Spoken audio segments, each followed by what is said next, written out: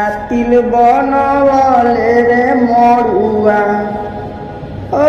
गईनी भरुआ आका तिल बनवले रे मरुआ ओ गईनी भरुआ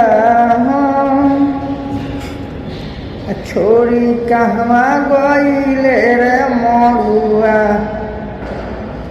छोरी कहवा गईले रे मरुआ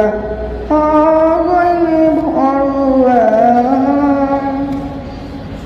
आका तिल बनवले रे मरुआ आका तिल बनवले रे मरुआ